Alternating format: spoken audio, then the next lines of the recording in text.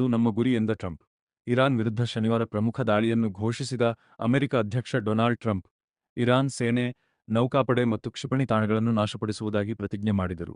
ಮಧ್ಯಪ್ರಾಚ್ಯ ಮತ್ತೆ ಉದ್ವಿಗ್ನಗೊಂಡಿದ್ದು, ಇಸ್ರೇಲ್ ಮತ್ತು ಅಮೆರಿ ಜಂಟಿಯಾಗಿ ಇರಾನ್ ಮೇಲೆ ಕ್ಷಿಪಣಿ ದಾಳಿ ನಡೆಸುತ್ತಿವೆ. ಇರಾನ್ ವಿರುದ್ಧ ಶನಿವಾರ ಪ್ರಮುಖ ದಾಳಿಯನ್ನು ಘೋಷಿಸಿದ ಅಮೆರಿಕ ಅಧ್ಯಕ್ಷ ಡೊನಾಲ್ಡ್ ಟ್ರಂಪ್, ಇರಾನ್ ಸೇನೆ, ನೌಕಾಪಡೆ ಮತ್ತು ಕ್ಷಿಪಣಿ ತಾಣಗಳನ್ನು ನಾಶಪಡಿಸುವುದಾಗಿ ಪ್ರತಿಜ್ಞೆ ಮಾಡಿದರು ಮತ್ತು ಇರಾನಿಯನ್ನರು ತಮ್ಮ ಸರ್ಕಾರವನ್ನು ಉರುಳಿಸಬೇಕು ಎಂದು ಒತ್ತಾಯಿಸಿದರು. ಅಮೆರಿಕ ಮತ್ತು ಇಸ್ರೇಲ್ ಇರಾನ್ ಮೇಲೆ ಬಾಂಬ್ ದಾಳಿ ಮಾಡಲು ಆರಂಭಿಸಿದ ನಂತರ ಟ್ರಂಪ್ ಬಿಡುಗಡೆ ಮಾಡಿದ ವಿಡಿಯೋ ಭಾಷಣದಲ್ಲಿ ಇಸ್ಲಾಮಿಕ್ ಗಣರಾಜ್ಯದ ಮಿಲಿಟರಿಯನ್ನು ನಾಶಮಾಡುವುದು ಮತ್ತು 1979ರ ಕ್ರಾಂತಿಯ ನಂತರ ಅಧಿಕಾರದಲ್ಲಿರುವ ಸರ್ಕಾರವನ್ನು ಉರುಳಿಸುವುದು ನಮ್ಮ ಗುರಿಯಾಗಿದೆ ಎಂದು ಗುಡುಗಿದ್ದಾರೆ. ನಾವು ಅವರ ಕ್ಷಿಪಣಿಗಳನ್ನು ನಾಶಮಾಡಲಿದ್ದೇವೆ ಮತ್ತು ಅವರ ಕ್ಷಿಪಣಿ ಉದ್ಯಮವನ್ನು ನೆಲಕ್ಕೆ ಉರುಳಿಸುತ್ತೇವೆ. ಅದನ್ನು ಸಂಪೂರ್ಣವಾಗಿ ಮತ್ತೆ ನಾಶಪಡಿಸಲಾಗುವುದು. ನಾವು ಅವರ ನೌಕಾಪಡೆಯನ್ನು ನಾಶಮಾಡಲಿದ್ದೇವೆ ಎಂದು ಟ್ರಂಪ್ ತಮ್ಮ ಫ್ಲೋರಿಡಾ ಮನೆಯಿಂದ ಟ್ರೂತ್ ಸೋಷಿಯಲ್ ಪ್ಲಾಟ್ಫಾರ್ಮ್ನಲ್ಲಿ ವಿಡಿಯೋ ಪೋಸ್ಟ್ ಮಾಡಿದ್ದಾರೆ. ನಿಮ್ಮ ಸ್ವಾತಂತ್ರ್ಯದ ಸಮಯ ಹತ್ತಿರದಲ್ಲಿದೆ ಎಂದು ಹೇಳುವ ಮೂಲಕ ಟ್ರಂಪ್, ಇರಾನ್ ಸರ್ಕಾರದ ವಿರುದ್ಧ ದಂಗೆ ಏಳುವಂತೆ ಅಲ್ಲಿನ ಜನರಿಗೆ ಕರೆ ನೀಡಿದ್ದಾರೆ. ನಮ್ಮ ಹೋರಾಟ ಮುಗಿದ ನಂತರ ನೀವು ನಿಮ್ಮ ಸರ್ಕಾರವನ್ನು ವಹಿಸಿಕೊಳ್ಳಿ, ಅದು ನಿಮ್ಮದಾಗುತ್ತದೆ ಮತ್ತು ಇದು ಬಹುಶಃ ತಲೆಮಾರುಗಳಿಗೆ ನಿಮ್ಮ ಏಕೈಕ ಅವಕಾಶವಾಗಿರುತ್ತದೆ ಎಂದು ಟ್ರಂಪ್ ಹೇಳಿದ್ದಾರೆ. ಎಲ್ಲೆಡೆ ಬೀಳುತ್ತಿವೆ ಬಾಂಬ್ಗಳು. ಇರಾನ್ ಮೇಲೆ ನಡೆಸುತ್ತಿರುವ ದಾಳಿಗೆ ಆಪರೇಷನ್ ಎಪಿಕ್ ಫ್ಯೂರಿ ಎಂದು ಅಮೆರಿಕ ಹೆಸರಿಟ್ಟಿದ್ದು, ಟೆಹರಾನ್ ಸೇರಿದಂತೆ ಹಲವು ಕಡೆ ಬಾಂಬ್ಗಳನ್ನು ಸ್ಫೋಟಿಸಲಾಗುತ್ತಿದೆ. ಇರಾನ್ ವಿರುದ್ಧದ ಸೇನಾ ಕಾರ್ಯಾಚರಣೆಯನ್ನು ಅಮೆರಿಕದ ರಕ್ಷಣಾ ದಳ ಪೆಂಟಗನ್ ಆಪರೇಷನ್ ಎಪಿಕ್ ಫ್ಯೂರಿ ಎಂದು ಕರೆದಿದೆ. ಇರಾನ್ ಮೇಲಿನ ಈ ದಾಳಿ ಒಂದು ಪ್ರಮುಖ ಸೇನಾ ಕಾರ್ಯಾಚರಣೆಯಾಗಿದೆ ಎಂದ ಪೆಂಟಗನ್ ಸಾಮಾಜಿಕ ಮಾಧ್ಯಮದಲ್ಲಿ ಪೋಸ್ಟ್ ಮಾಡಿದೆ. ಕಟಕಡೆಯಲ್ಲಿ ದಳಪತಿ ವಿಜಯ್ ದಾಂಪತ್ಯ, ತ್ರಿಷಾ ಹಳೆ ವಿಡಿಯೋ ವೈರಲ್ ಆಗುತ್ತಿರುವುದಕ್ಕೆ ದಳಪತಿ ವಿಜಯ್, ತ್ರಿಷಾ ಮತ್ತು ವಿಜಯ್ ಸಂಬಂಧದ ಬಗ್ಗೆ ಮೊದಲಿನಿಂದಲೂ ಗುಸುಗುಸು ನಡೆದೇ ಇತ್ತು. ಇದೀಗ ವಿಜಯ್ ಪತ್ನಿ ವಿಚ್ಛೇದನಕ್ಕೆ ಅರ್ಜಿ ಹಾಕಿ ಅದರಲ್ಲೂ ನಟಿಯ ಉಲ್ಲೇಖ ಮಾಡುತ್ತಿದ್ದಂತೆ ವಿಜಯ್ ಜೊತೆಗೆ ಸಂಬಂಧದಲ್ಲಿರುವುದು ತ್ರಿಷಾ ಅವರೇ ಎಂಬ ಪೋಸ್ಟ್ಗಳು ಸಾಮಾಜಿಕ ಜಾಲತಾಣದಲ್ಲಿ ಹರಿದಾಡುತ್ತಿವೆ. ಜೊತೆಗೆ ವಿಜಯ್ ಹಾಗೂ ತ್ರಿಷಾ ಅವರ ಹಳೆಯ ಚಿತ್ರಗಳು, ವಿಡಿಯೋಗಳು ಸಾಮಾಜಿಕ ಜಾಲತಾಣದಲ್ಲಿ ಹರಿದಾಡಲು ಆರಂಭವಾಗಿವೆ. ಅದರಲ್ಲೂ ಒಂದು ವಿಡಿಯೋ ಅಂತೂ ಸಖತ್ ವೈರಲ್ ಆಗುತ್ತಿದೆ. ತಮಿಳು ಚಿತ್ರರಂಗದ ಸೂಪರ್ ಸ್ಟಾರ್ ದಳಪತಿ ವಿಜಯ್ ಥಲಪತಿ ವಿಜಯ್ ಅವರ ಪತ್ನಿ ಸಂಗೀತಾ ಅವರು ವಿಚ್ಛೇದನಕ್ಕೆ ಅರ್ಜಿ ಸಲ್ಲಿಸಿದ್ದು, ಇಬ್ಬರ 27 ವರ್ಷಗಳ ದಾಂಪತ್ಯ ಮುರಿದು ಬೀಳುವ ಸ್ಥಿತಿಯಲ್ಲಿದೆ. ನಟಿಯೊಬ್ಬರೊಟ್ಟಿಗೆ ವಿಜಯ್ ಸಂಬಂಧ ಹೊಂದಿದ್ದು, ಅದೇ ಕಾರಣಕ್ಕೆ ತಮಗೆ ಅವರಿಂದ ವಿಚ್ಛೇದನ ಕೊಡಿಸಬೇಕೆಂದು ವಿಜಯ್ ಪತ್ನಿ ಸಂಗೀತ ನ್ಯಾಯಾಲಯದ ಮೆಟ್ಟಿಲೇರಿದ್ದಾರೆ ಎನ್ನಲಾಗುತ್ತಿದೆ. ದಂಪತಿಯ ವಿಚ್ಛೇದನಕ್ಕೆ ನಟಿ ತ್ರಿಷಾ ಕಾರಣ ಎಂಬ ಸುದ್ದಿ ಸಾಮಾಜಿಕ ಜಾಲತಾಣದಲ್ಲಿ ಹರಿದಾಡುತ್ತಿದೆ. ಇದರ ನಡುವೆಯೇ ತ್ರಿಷಾ ಅವರ ಹಳೆಯ ವಿಡಿಯೋ ಒಂದನ್ನು ಟ್ರೋಲ್ ಪೇಜುಗಳು ಹಂಚಿಕೊಳ್ಳುತ್ತಿವೆ. ತ್ರಿಷಾ ಮತ್ತು ವಿಜಯ್ ಸಂಬಂಧದ ಬಗ್ಗೆ ಮೊದಲಿನಿಂದಲೂ ಗುಸುಗುಸು ನಡೆದೇ ಇತ್ತು. ಇದೀಗ ವಿಜಯ್ ಪತ್ನಿ ವಿಚ್ಛೇದನಕ್ಕೆ ಅರ್ಜಿ ಹಾಕಿ ಅದರಲ್ಲೂ ನಟಿಯ ಉಲ್ಲೇಖ ಮಾಡುತ್ತಿದ್ದಂತೆ ವಿಜಯ್ ಜೊತೆಗೆ ಸಂಬಂಧದಲ್ಲಿರುವುದು ತ್ರಿಷಾ ಅವರೇ ಎಂಬ ಪೋಸ್ಟ್ಗಳು ಸಾಮಾಜಿಕ ಜಾಲತಾಣದಲ್ಲಿ ಹರಿದಾಡುತ್ತಿವೆ. ಜೊತೆಗೆ ವಿಜಯ್ ಹಾಗೂ ತ್ರಿಷಾ ಅವರ ಹಳೆಯ ಚಿತ್ರಗಳು, ವಿಡಿಯೋಗಳು ಸಾಮಾಜಿಕ ಜಾಲತಾಣದಲ್ಲಿ ಹರಿದಾಡಲು ಆರಂಭವಾಗಿವೆ. ಅದರಲ್ಲೂ ಒಂದು ವಿಡಿಯೋ ಅಂತೂ ಸಖತ್ ವೈರಲ್ ಆಗುತ್ತಿದೆ. ಇದೀಗ ವಿಜಯ್ ರಾಜಕೀಯ ಪಕ್ಷ ಸ್ಥಾಪನೆ ಮಾಡಿದ್ದು, ಈ ಬಾರಿ ತಮಿಳುನಾಡು ವಿಧಾನಸಭೆ ಚುನಾವಣೆಗೆ ಸ್ಪರ್ಧೆ ಮಾಡಲಿದ್ದಾರೆ. ವಿಜಯ್ ಡಿಎಂಕೆಗೆ ಗಟ್ಟಿ ಎದುರಾಳಿ ಎನಿಸಿಕೊಂಡಿದ್ದಾರೆ. ಇದೀಗ ಅವರ ವಿಚ್ಛೇದನ ಸುದ್ದಿ ಹೊರಬೀಳುತ್ತಿದ್ದಂತೆ ತ್ರಿಷಾ ಅವರ ಹಳೆಯ ವಿಡಿಯೋ ವೈರಲ್ ಆಗಿದ್ದು, ಸಂದರ್ಶನವೊಂದರಲ್ಲಿ ತ್ರಿಷಾ ಅವರು ತಮಗೆ ತಮಿಳುನಾಡಿನ ಸಿಎಂ ಆಗುವ ಆಸೆ ಇದೆ ಎಂದು ಹೇಳಿದ್ದರು. ಇದೀಗ ನೆಟ್ಟಿಗರು ಈ ವಿಡಿಯೋವನ್ನು ವೈರಲ್ ಮಾಡುತ್ತಿದ್ದು, ತ್ರಿಷಾ ಸಿಎಂ ಆಗುವ ಆಸೆಯಿಂದ ವಿಜಯ್ ಜೊತೆಗೆ ಇದ್ದಾರೆ ಎಂಬ ಮಾತುಗಳು ಸಹ ಕೇಳಿಬರುತ್ತಿದೆ. ಇನ್ನು ಕೆಲವರು ತ್ರಿಷಾ ಅವರನ್ನು ಜಯಲಲಿತಾ ಅವರೊಟ್ಟಿಗೆ ಹೋಲಿಕೆ ಮಾಡುತ್ತಿದ್ದಾರೆ. ಜಯಲಲಿತಾ ಎನ್ಜಿಆರ್ ಜೊತೆಗೆ ಆಪ್ತ ಸಂಬಂಧ ಹೊಂದಿದ್ದರು. ಎನ್ಜಿಆರ್ಗೂ ಸಹ ಬೇರೆ ಮದುವೆ ಆಗಿತ್ತು. ಆದರೆ ಎನ್ಜಿಆರ್ ಕಾಲವಾದ ಬಳಿಕ ಜಯಲಲಿತಾ ಸಿಎಂ ಆದರು. ಈಗ ತ್ರಿಷಾ ಅವರನ್ನು ಜಯಲಲಿತಾ ಅವರೊಟ್ಟಿಗೆ ಹೋಲಿಸಲಾಗುತ್ತಿದ್ದು, ತ್ರಿಷಾ ಸಹ ಮುಂದೊಮ್ಮೆ ಸಿಎಂ ಆಗುತ್ತಾರೆ ಎನ್ನುತ್ತಿದ್ದಾರೆ. 3, 2, 1. ಮಗುವಿನ ಜನನ ಪ್ರಮಾಣ ಪತ್ರದಲ್ಲಿ ತಂದೆಯ ಹೆಸರು ಅಳಿಸಿದರೆ ಕಾನೂನು ಹಕ್ಕುಗಳ ಸಮಸ್ಯೆಯಾಗಲ್ಲ. ಕರ್ನಾಟಕ ಹೈಕೋರ್ಟ್. ಮಗುವಿನ ಬರ್ತ್ ಸರ್ಟಿಫಿಕೇಟ್ನಲ್ಲಿ ತಂದೆಯ ಹೆಸರು ಅಳಿಸಿದರೆ ಕಾನೂನುಬದ್ಧ ಹಕ್ಕುಗಳ ಮೇಲೆ ಪರಿಣಾಮ ಬೀರದು ಎಂದು ಕರ್ನಾಟಕ ಹೈಕೋರ್ಟ್ ಹೇಳಿದೆ. ಮಾತ್ರವಲ್ಲದೆ ತಾಯಿ ಕುಟುಂಬದ ಹೆಸರು ಸೇರಿಸಲು ಅನುಮತಿ ನೀಡಿದೆ. ಲಿವ್ ಇನ್ ಸಂಗಾತಿಯ ಹೆಸರನ್ನು ತೆಗೆದು ಹಾಕಲು ಕೋರಿ ಮಹಿಳೆಯು ಕೋರ್ಟ್ ಮೊರೆ ಹೋಗಿದ್ದರು. ಈ ಬಗ್ಗೆ ವಿವರ ಇಲ್ಲಿದೆ. ತಂದೆಯ ಹೆಸರು ಅಳಿಸಿದರೆ ಕಾನೂನುಬದ್ಧ ಹಕ್ಕುಗಳ ಮೇಲೆ ಪರಿಣಾಮ ಬೀರದು ಎಂದ ಹೈಕೋರ್ಟ್, ಮನವಿಯನ್ನು ಪುರಸ್ಕರಿಸುವಂತೆ ಬೆಂಗಳೂರಿನ ಜನನ ಮತ್ತು ಮರಣಗಳ ಮುಖ್ಯ ನೋಂದಣಾಧಿಕಾರಿಗೆ ನಿರ್ದೇಶನ.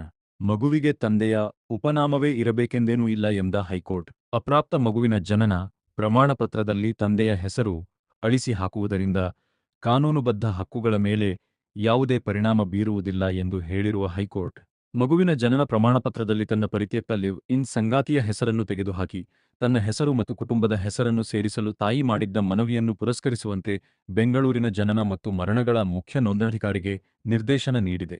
ಜನನ ಪ್ರಮಾಣಪತ್ರದಲ್ಲಿ ಮಗಳ ಉಪನಾಮ ಬದಲಾವಣೆಗೆ ಸಲ್ಲಿಸಿದ್ದ ಮನವಿಯನ್ನು ಕಾರಣ ನೀಡದೆ ತಿರಸ್ಕರಿಸಿದ್ದ ಜನನ ಮತ್ತು ಮರಣ ನೋಂದಣಿ ಇಲಾಖೆಯ ಅಧಿಕಾರಿಗಳ ಕ್ರಮ ಪ್ರಶ್ನಿಸಿ ಮಗುವಿನ ತಾಯಿಯೊಬ್ಬರು ಸಲ್ಲಿಸಿದ್ದ ಅರ್ಜಿಯ ವಿಚಾರಣೆ ನಡೆಸಿದ ನ್ಯಾಯಮೂರ್ತಿ ಸೂರಜ್ ಗೋವಿಂದರಾಜ್ ಅವರಿದ್ದ ಏಕಸದಸ್ಯ ಪೀಠ ಮಗುವಿಗೆ ತಂದೆಯ ಉಪನಾಮವೇ ಇರಬೇಕೆಂದೇನೂ ಇಲ್ಲ ಎಂದು ಆದೇಶ ನೀಡಿದೆ.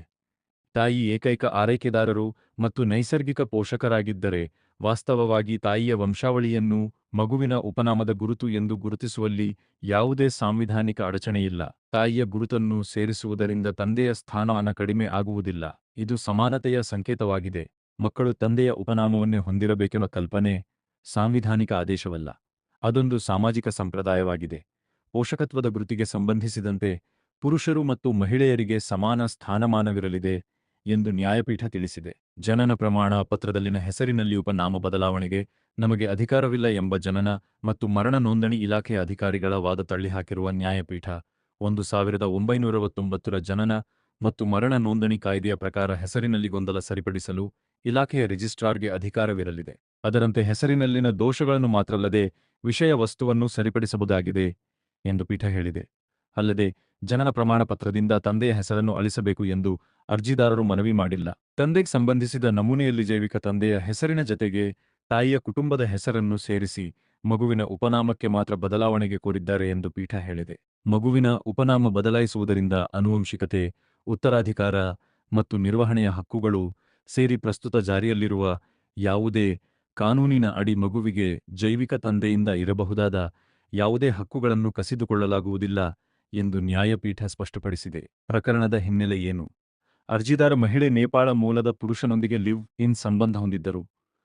ಪರಿಣಾಮ ಅವರಿಗೆ 2017ರಲ್ಲಿ ಬೆಂಗಳೂರಿನ ಕೆಸಿ ಜನರಲ್ ಆಸ್ಪತ್ರೆಯಲ್ಲಿ ಮಗು ಜನಿಸಿತು.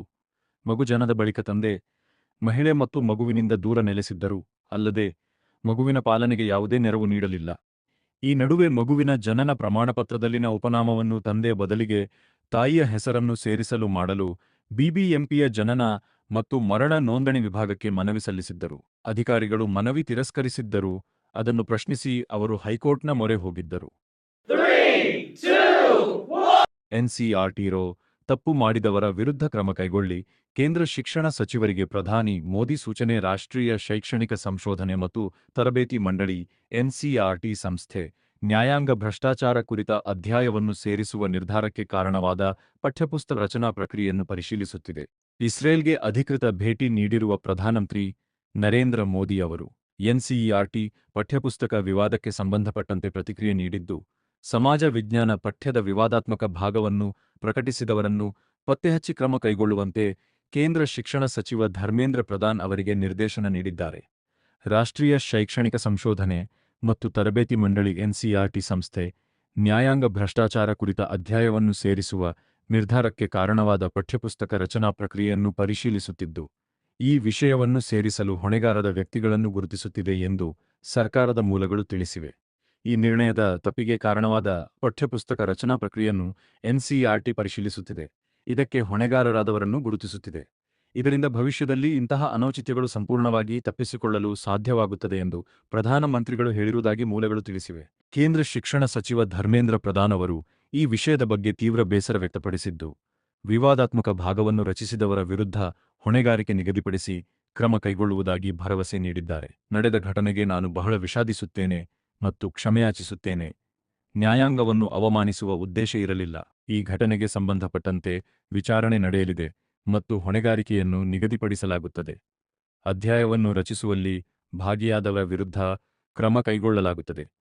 ವಿಷಯ ತಿಳಿದ ತಕ್ಷಣವೇ ಪಠ್ಯದ ವಿತರಣೆಯನ್ನು ಸ್ಥಗಿತಗೊಳಿಸಲಾಗಿದೆ ಎಂದು ಜಮ್ಶೆಡ್ಪುರದಲ್ಲಿ ವರದಿಗಾರರೊಂದಿಗೆ ಮಾತನಾಡುತ್ತಾ ಧರ್ಮೇಂದ್ರ ಪ್ರಧಾನ್ ತಿಳಿಸಿದ್ದಾರೆ.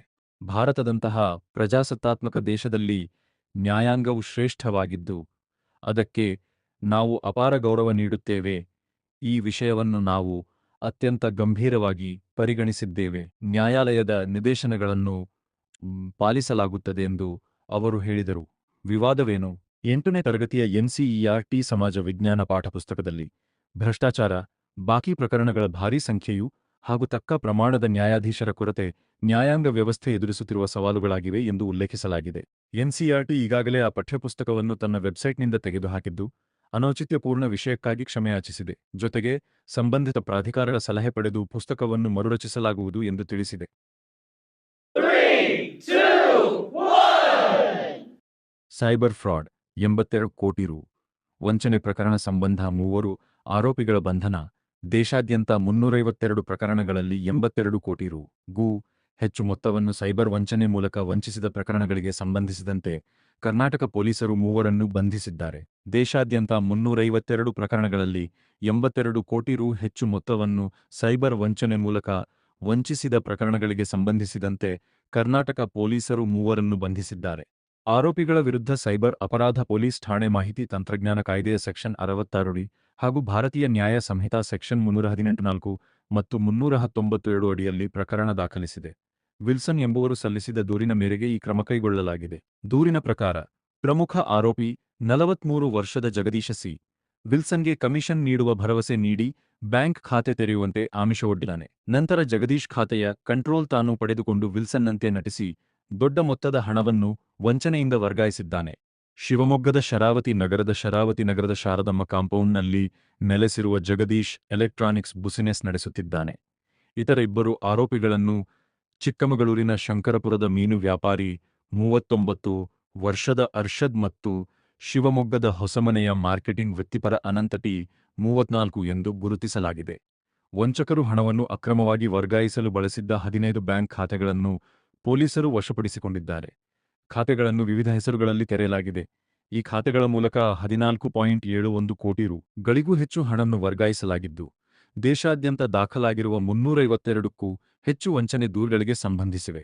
ಒಟ್ಟು 82 ಕೋಟಿ ರು.ಗಳನ್ನು ವಂಚಿಸಲಾಗಿತ್ತು. ಪೊಲೀಸರು ಆರೋಪಿಗಳಿಂದ 2 ಮೊಬೈಲ್ ಫೋನ್ಗಳು, 11 ಎಟಿಎಂ ಕಾರ್ಡ್ಗಳು, 9 ಕ್ಯೂಆರ್ ಕೋಡ್ ಸ್ಕ್ಯಾನರ್ಗಳು ಮತ್ತು 15 ಏರ್ಟೆಲ್ ಸಿಮ್ ಕಾರ್ಡ್ಗಳನ್ನು ಸಹ ವಶಪಡಿಸಿಕೊಂಡಿದ್ದಾರೆ. 3 ನ್ಯಾಯಾಧೀಶರ ಮುಂದೆ ಹಾಜರುಪಡಿಸಲಾಗಿದ್ದು, ಕೋರ್ಟ್ ನ್ಯಾಯಾಂಗ ಬಂಧನಕ್ಕೆ ಆದೇಶಿಸಿದೆ. ಪೊಲೀಸ್ ವರಿಷ್ಠಾಧಿಕಾರಿ ನಿಖಿಲ್ ಬಿ ಮತ್ತು ಹೆಚ್ಚುವರಿ ಪೊಲೀಸ್ ವರಿಷ್ಠಾಧಿಕಾರಿಗಳಾದ ಕರಿಯಪ್ಪ ಎಜಿ ಮತ್ತು ರಮೇಶ್ ಕುಮಾರ್ ಅವರ ನಿರ್ದೇಶನದಡಿ ಆರೋಪಿಗಳನ್ನು ಬಂಧಿಸಲಾಗಿತ್ತು. ಸೈಬರ್ ಕ್ರೈಂ ಪೊಲೀಸ್ ಠಾಣೆಯ ಇನ್ಸ್ಪೆಕ್ಟರ್ ಮಂಜುನಾಥ್ ನೇತೃತ್ವದಲ್ಲಿ ತನಿಖಾ ತಂಡವನ್ನು ರಚಿಸಲಾಗಿದ್ದು, ಇದರಲ್ಲಿ ಎಎಸ್ಐ ಶೇಖರ್ ಎನ್, ಕಾನ್ಸ್ಟೇಬಲ್ಗಳಾದ ಕಿರಣ್ ಕುಮಾರ್, ಚಂದ್ರಶೇಖರ್, ಗಿರೀಶ್ ಸ್ವಾಮಿ, ಆಂಡ್ರ್ಯೂಸ್ ಮತ್ತು ಗೌತಮ್ ಜಿ ಎನ್ ಸೇರಿದ್ದಾರೆ. ತಲೆಮರೆಸಿಕೊಂಡಿರುವ ಇತರ ಶಂಕಿತರನ್ನು ಬಂಧಿಸಲು ಪ್ರಯತ್ನಗಳು ಮುಂದುವರೆದಿವೆ ಎಂದು ಪೊಲೀಸರು ತಿಳಿಸಿದ್ದಾರೆ.